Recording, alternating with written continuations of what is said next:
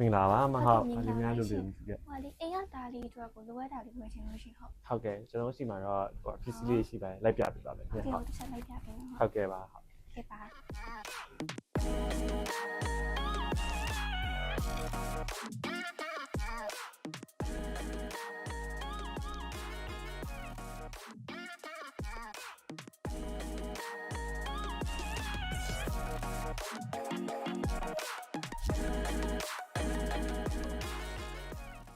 ဒါလေးရှိမယ်နော် ဟုတ်ကဲ့ပါဒီမှာဟုတ်တိုတယ်လေးတွက်ပေးပါမယ်နော် ကဲပါ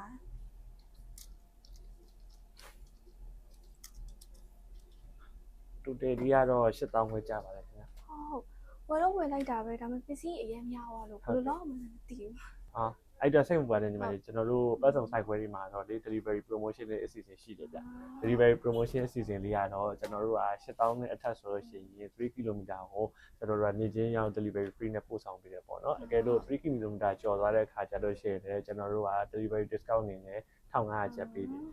အခုညီမလေးက8000ဝယ်ဖို့ဖြစ်သွားတဲ့အတွက်ကြောင့်မို့လို့ daily discount လေးရပါတယ်ခင်ဗျနေရလိမ့်စာလေးတစ်ချက်တော့ပြောပြပေးလို့ရမှာ အော်ဟုတ်လားအဲ့ဆိုကောင်းတာပေါ့ညီမရဆန်းချောင်းကျွန်းတော့နေတာပဲဟုတ် ဟောကျွန်တော်နဲ့ဆိုတော့နီးနီးလေးပဲအဲ့လိုမျိုးဆိုတော့ကျွန်တော်တို့က3 km အတွင်းထဲမှာရှိရဆိုတော့ delivery free လေးနဲ့ပို့ဆောင်ပေးလိုက်ပါမယ်ခင်ဗျ ဟုတ်ကဲ့အဲ့ဆိုပတ်စံနဲ့ချက်ရှင်းခဲ့မယ် ဟုတ်ကဲ့ပါခင်ဗျဟုတ်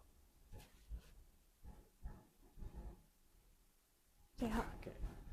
ဟုတ်ကဲ့ကျေးဇူးတင်ပါတယ်ခင်ဗျနောက်လိုရရှိတယ်လားပြပါဦးခင်ဗျပစ္စည်းလေးကိုတော့ကျွန်တော်တို့တနိုင်အတွင်းအရောက်ပို့ဆောင်ပေးလိုက်ပါမယ်ခင်ဗျ ဟုတ်အဲ့ဆိုပို့ပေးလိုက်နော်ဟုတ် ဟုတ်ကဲ့ပါခင်ဗျဟုတ်ကဲ့ပါကျေးဇူးပါဟုတ်ကဲ့ပါခင်ဗျ